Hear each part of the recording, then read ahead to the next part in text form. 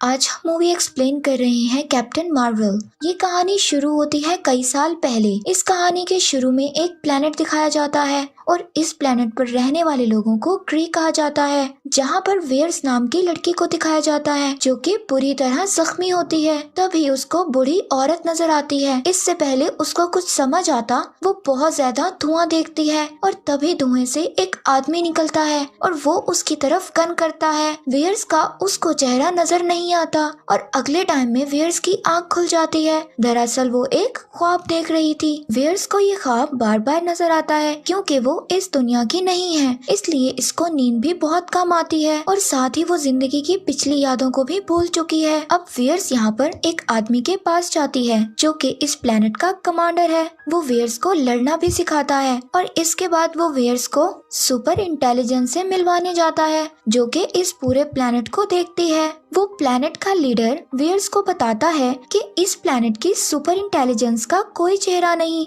जो चेहरा तुम्हारे दिमाग में होता है, जिसके बारे में तुम बार बार सोचते हो, वो उसी शक्ल में तुम्हारे सामने आती है। अब वेयर्स उस जगह पहुंच जाती है जहां पर वो सुपर इंटेलिजेंस थी। वो वेयर्स के सामने उसी बुरी औरत की शक्ल में आती है जो बार बार उसको ख्वाब में नजर आती है। वो वेयर्स को बताती है कि हमारे लोग और हमारा प्लेनेट खतरे में है। एलियन स्क्रल्स जो कि एक एक करके मुख्तलिफ प्लेनेट पर कब्जा करते हैं, जो किसी भी शक्ल में आ सकते हैं, वो हमारे प्लेनेट पर कब्जा कर सकते हैं और हमारे प्लेनेट को खत्म कर सकते हैं। हमें उन एलियन स्क्रल्स को खत्म करना होगा। इसके बाद वेयर्स ग्रीक की आर्मी के साथ और उनके कमांडर के साथ उस प्लेनेट पर निकल पड़ती है जहां पर स्क्रल्स थे। प्लेनेट का लीडर वेयर्स को बताता है कि एक जासूस जो कि पिछले 3 साल से एलियन स्क्रल्स के कब्जे में है, उनके बीच में है और हमें किसी भी कीमत पर उसको उनसे बचाकर लाना होगा। ये सब के सब उस प्लेनेट पर पहुंच जाते हैं। वेयर्स उस जासूस तक पहुंच जाती है जिसे वो सब लोग यहाँ से लेने आए थे। वेयर्स उससे एक कोड पूछती है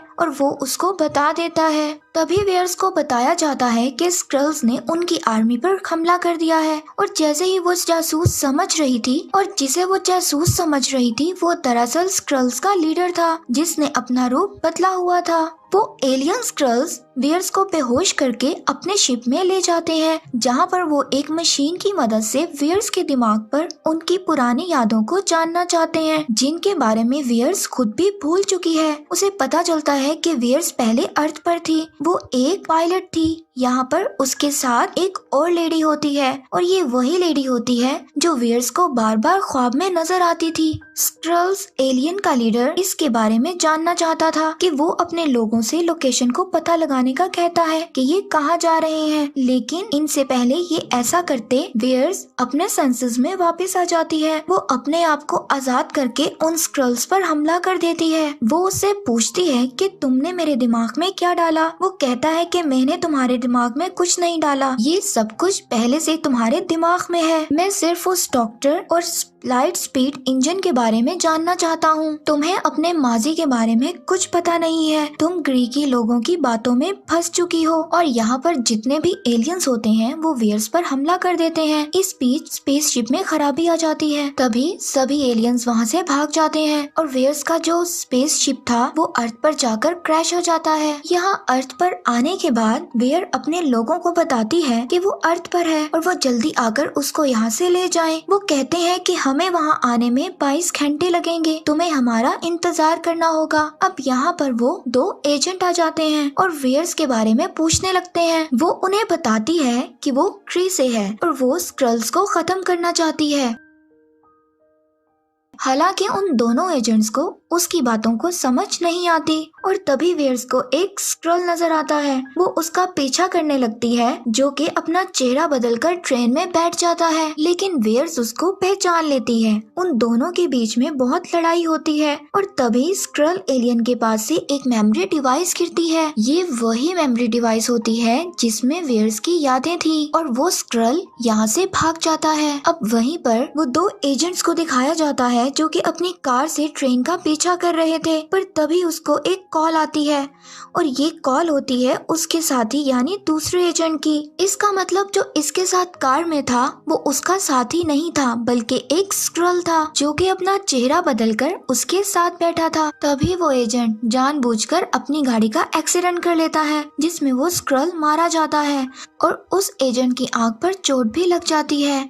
अब वो एजेंट स्क्रल को एक लैब में ले जाता है जहाँ पर उसका बॉस भी आता है। उसका बॉस उसको इस मिशन पर काम करने का कहता है और सारी इंफॉर्मेशन देनी होगी, इसका पता किसी को ना चले, ये खुफिया मिशन होगा। वहीं हम वेयर्स को देखते हैं, वो उस मेमोरी डिवाइस को जो कि इस स्क्रल के पास से मिला था जब अपने हाथ के गैजेट में डालती है तो उसमें एक बार का नाम आता है। अब वेयर जबकि उस बार में जाती है उसको अपने माजी की कुछ यादें दिखाई देती हैं। दरअसल वो पहले भी यहाँ आ चुकी थी और अब यहाँ पर वो एजेंट भी आ जाता है। ये दोनों यहाँ पर एक एयरबेस की तस्वीर को देखते हैं, इसलिए वो इस एयरबेस तक पहुँच जाते हैं जहाँ पर वो एजेंट वहाँ के सिक्योरिटी को अपना कार्ड दिखाता है। अब यहाँ पर इन दोनों को एक कमरे में ले जाया जाता है जहाँ से ये दोनों एक बहुत बड़े स्टोर में जाते हैं जिसके अंदर बहुत सारी खुफिया फाइल्स होती हैं। यहाँ पर एक फाइल उसी डॉक्टर वेंडी लॉसन की भी होती है जिसमें उस डॉक्टर के बारे में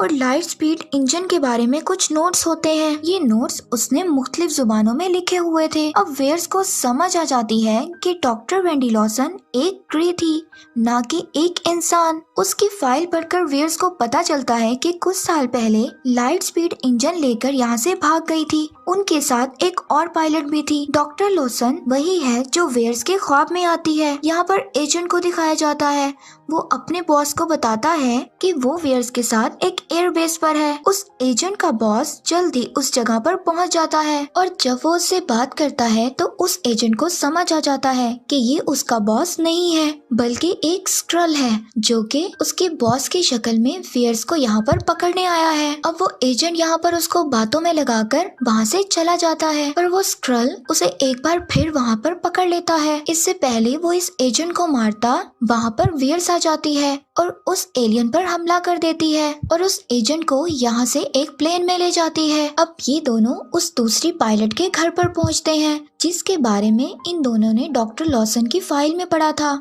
कि एक और पायलट डॉक्टर लॉसन के साथ थी। ये वही लड़की थी जिसने आखिरी बार डॉक्टर लॉसन को देखा था। अब वेयर्स को यहाँ पर पता चलता है कि ये लड़की उसकी बेस्ट फ्रेंड है। अब वो लड़की उसको बताती है कि डॉक्टर लॉसन का आज से 6 साल पहले जिस फाइटर प्लेन से क्रैश हुआ था उस प्लेन को कोई और नहीं बल्कि तुम उड़ा रही थी और हम सब ने मान लिया था कि उसमें तुम भी मारी जा चुकी हो पर तुम अब भी जिंदा हो। लेकिन वेयर्स को इसके बारे में कुछ भी पता नहीं और उसको इसके बारे में कुछ भी याद नहीं आ रहा होता और ना ही उसे इस लड़की के बारे में पता होता है जो कि उसे अपनी बेस्ट फ्रेंड बता रही थी। अब यहाँ पर हम देखते हैं कि स्क्रल्स का लीडर आ जाता है और अब वो उसको कहता है कि मैं तुमसे यहाँ पर लड़ना नहीं चाहता, मैंने पिछली बार तुम्हें कैद किया था, मैं तुम्हारे बारे में कुछ भी नहीं जानता था पर मैं तुमसे अब बात करना चाहता हूँ और मैं तुम्हें उस शाम की रिकॉर्डिंग सुनवाना चाहता हूँ जिस शाम तुम डॉक्टर लॉसन के साथ उस फाइटर प्लेन में थी। इसके बाद वो स्क्रल उसको रिकॉर्डिंग सुनवाता है जिसमें डॉक्टर लॉसन वेयर्स को एक लोकेशन बताती है और कहती है कि हमें इस लोकेशन पर जाना है, यहाँ पर मेरी लैब है। और अब सब कुछ वेयर्स को याद आ जाता है और अब उसे याद आता है कि उस रात वो डॉक्टर लॉसन के साथ लाइट स्पीड इंजन लेकर उनके लैब जा रही थी और यहाँ पर तभी उन पर कोई हमला कर देता है जिससे उनका फाइटर प्लेन क्रैश हो जाता है जिसमें डॉक्टर लॉसन बुरी तरह जख्मी हो जाती है और वो वेयर्स को बताती है कि ये सब हम इसलिए कर रहे हैं ताकि जंग को हमेशा के लिए खत्म कर सके। मैं अर्थ से नहीं हूँ बल्कि एक प्लेनेट से हूँ, मेरा असली नाम मार्वल है, अब तुम्हें सब कुछ खत्म करना होगा। ये जो लाइट स्पीड इंजन हमारे साथ है ये एक पावर सोर्स है, ये किसी के भी हाथ नहीं लगना चाहिए। इससे पहले वो इसे डिस्ट्रॉय करती उन्हें कोई वहाँ पर गोली मार देता है जिससे वो डॉक्टर मार्वल मर जाती है। अब ये वही सीन था जो वियर्स को बार बार ख्वाब में नजर आता है, जिसमें एक आदमी उसकी तरफ गन करता है, मगर वो कभी भी उस आदमी की शक्ल को नहीं देख पाती, पर अब उसे उसकी शक्ल नजर आने लग जाती है। और ये तो वही ग्री प्लैनेट का लीडर था जिसे वियर्स अपना दोस्त समझ रही थी। वो वियर्स से एनर्जी सोर्स के बारे में पूछता है, पर वियर्स जानती थी कि ये एनर्जी सोर्स किसी के भी हाथ नहीं लगना चाहिए। यहाँ पर वियर्स उस एनर्जी सोर्स पर फायर करती है, जिससे उस एनर्जी सोर्स से बहुत बड़ा धमाका होता है और उसकी सारी पावर्स वियर्स के अंदर चली जाती है। अब उस प्लेनेट का लीडर वियर को इसलिए नहीं मारता क्योंकि उसको इसी एनर्जी की जरूरत है। कहानी दोबारा प्रेजेंट में आती है। अब यहाँ पर स्क्रल्स का लीडर वियर्स को बताता है कि वो एक गलत प्लेनेट का साथ दे रही है, जो कि गलत है। इसीलिए वो लाइट स्पीड इंजन को हमेशा के लिए खत्म करना चाहती थी। ग्री के लोगों ने हमारे प्लेनेट को खत्म कर दिया है। जब हम लोगों ने उसके सामने हार नहीं मानी तो उन लोगों ने हमारे प्लेनेट को बिल्कुल तबाह कर दिया। इसीलिए हम एक प्लेनेट से दूसरे प्लेनेट पर पनाह लेते हैं। वो उसको बताता है डॉक्टर लॉसन यानी मार्वल ने जिस एनर्जी सोर्स को ढूंढा था वो किसी भी प्लेनेट को एक बिजली की रफ्तार से ज्यादा तेज चला सकता था, जहाँ पर ग्री की आर्मी कभी भी ना पहुँच पाती। वो चाहती थी कि तुम एनर्जी सोर्स को ढूंढने में हमारी मदद करो, लेकिन वियर्स उसको कहती है कि मैंने तो उसको खत्म कर दिया था। तो स्क्रल का लीडर वियर्स को बताता है कि तुमने सिर्फ इंजन को खत्म किया था, लेकिन एनर्जी सोर्स अभी भी उनके लैब में है, जिस लैब की लोकेशन डॉक्टर मार्वल ने तुम्हें बताई थी। वो उसको बताती है कि वो लैब अर्थ पर नहीं बल्कि प्लैनेट पर है, जो कि वक्त के मुताबिक बार बार अपनी जगह तब्दील कर लेता है। अब जो इनके पास प्लेन होता है वो स्क्रल का लीडर उस प्लेन में कुछ तब्दीलियां कर उसे प्लैनेट पर ले जाने के काबिल बना देता है। अब ये सब के सब अर्थ से प्लैनेट की तरफ चले जाते हैं और बहुत जल्द ये सब लोग लैब तक पहुंच जाते हैं। अब जब सब लोग ये लैब में जाते हैं तो वहाँ पर ये एनर्जी सोर्स को देखते हैं जो कि वहाँ पर मौजूद था। अब सवाल ये उठता है कि डॉक्टर लॉसन के पास ये एनर्जी सोर्स कैसे आया, जबकि हमने अमेरिका द फर्स्ट एवेंजर में देखा था। और अब हम यहाँ पर उन 3 लोगों को देखते हैं जिन्होंने शील्ड को बनाया था। और जब शील्ड और नासा ने मिलकर एक नया प्रोग्राम बनाया था जिस प्रोजेक्ट का नाम था पेगासस, उस प्रोग्राम में वो एनर्जीज को यूज करके मुख्तलिफ स्पीड इंजन को बनाना चाहते थे। और जहाँ पर डॉक्टर लॉसन भी उनके साथ एक साइंटिस्ट थी, वो वहाँ पर एक साइंटिस्ट के तौर पर काम कर रही थी। वहीं पर वहाँ से उनको ये एनर्जी सोर्स मिला था। और अब हमें यहाँ पर दिखाया जाता है उस स्क्रल को जो कि डॉक्टर लॉसन की लैब में एक अजीब सी आवाज निकालता है। और कुछ ही देर बाद उसकी फैमिली जो कि पिछले 6 सालों से यहाँ पर रह रही थी, वो सब लोग उसके सामने आ जाते हैं। अब उस स्क्रल की वाइफ उसको बताती है कि मार्वल ने हम लोगों को किसी भी तरह का सिग्नल देने के लिए तुम तक पहुंचने के लिए मना किया था, और अगर हम ऐसा करते तो उस प्लेनेट के ग्री के लोग हम तक पहुंच जाते। और अब यहाँ पर उस ग्री प्लेनेट का लीडर और उसकी आर्मी भी यहाँ पर पहुंच जाती है और यहाँ पर वो वियर्स को कैप्चर कर लेते हैं। वो उसको कैप्चर करने के बाद उसकी सेंसस को अपने सुप्रीम इंटेलिजेंस के पास भेज देते हैं। अब यहाँ पर वियर्स को वो सुपर इंटेलिजेंस डॉक्टर मार्वल की शक्ल में नजर आती है। अब वियर्स की गर्दन पर एक ऐसी डिवाइस को लगाया जाता है जिससे ग्री प्लैनेट के लोग उसकी पावर को कंट्रोल कर लेते हैं। अब वियर्स को ये बात पता चल जाती है और अब वो उस डिवाइस को अपनी गर्दन से निकालकर फेंक देती है। और जैसे ही वो उस डिवाइस को अपनी गर्दन से निकालकर फेंकती है, उसकी सारी पावर्स अनलॉक हो जाती हैं और वियर्स यहाँ पर बन जाती है कैप्टन मार्वल। कैप्टन मार्वल बनने के बाद वो एक ही बार में उस ग्री प्लैनेट के लोगों को अपने आप से दूर कर देती है और तभी वो वहाँ से इंजन सोर्स लेकर उस एजेंट के पास चली जाती है और उसको कहती है इसको लेकर तुम यहाँ से चले जाओ। उस एजेंट के हाथ में डॉक्टर लॉसन यानी मार्वल की एक बिल्ली होती है। दरअसल वो एक बिल्ली नहीं बल्कि वो एक एलियन है और वो बिल्ली उस इंजन सोर्स को निगल जाती है। इसके बाद एजेंट और वो लड़की जो कि वियर्स को अपना दोस्त बताती थी, सभी स्क्रल्स को लेकर वहाँ से निकल जाते हैं और उस लैब को वहाँ पर तबाह कर देते हैं और एक ब्लास्ट कर देते हैं। अब उस प्लैनेट ग्रे का लीडर भी उस एनर्जी सोर्स को हासिल करना चाहता था और वो उसको हासिल करने के लिए अपने फ्लाइंग ऑब्जेक्ट से उनका पीछा करता है। अब कैप्टन मार्वल उसके फ्लाइंग जैक को पकड़ लेती है, लेकिन वो ग्री का लीडर उसको वहाँ से गिरा देता है। इससे पहले वो अर्थ पर जाती वो अपने दिमाग को पूरी तरह से पुरसुकून कर लेती है, जिससे वियर्स यानी कैप्टन मार्वल अपनी उड़ने की पावर को जानती है। इसके बाद वो उस लीडर के प्लेन को क्रैश कर देती है। उसी तरफ हमें अर्थ के दूसरी साइड पर दो लोगों को दिखाया जाता है जो कि ग्रे प्लैनेट से हैं। जब वो अपने लोगों को हारता हुआ देखते हैं तो वो अर्थ की तरफ बहुत बड़े बड़े मिसाइल्स फेंकता है, लेकिन इन मिसाइल्स को कैप्टन मार्वल्स एक ही झटके में खत्म कर देती है। और अब वो लोग जब उनकी पावर को देखते हैं तो कहते हैं कि अब हमें वापस चले जाना चाहिए, लेकिन हम वापस बदला लेने जरूर आएंगे। इसके बाद कैप्टन मार्वल दोबारा अर्थ पर आती है जहाँ पर वही ग्रे प्लैनेट का लीडर होता है। वो उसको उसके फ्लाइंग ऑब्जेक्ट पर बिठाती है कि वहाँ के सुप्रीम इंटेलिजेंस से कहना कि बहुत ही जल्दी मैं तुम्हारे प्लैनेट पर आ रही हूँ ताकि सब कुछ मैं वहाँ पर खत्म कर दूँ। अब वहीं पर उस एजेंट को दिखाया जाता है जिसके हाथ में बिल्ली होती है, जिसने उस सोर्स पावर को निगल लिया था। वो उसकी आंख पर अपना पंजा मारती है जिससे उसकी आंख जख्मी हो जाती है। इसके बाद दिखाया जाता है कि कैप्टन मार्वल उस एजेंट को उसका पेजर वापस करती है और उसको बताती है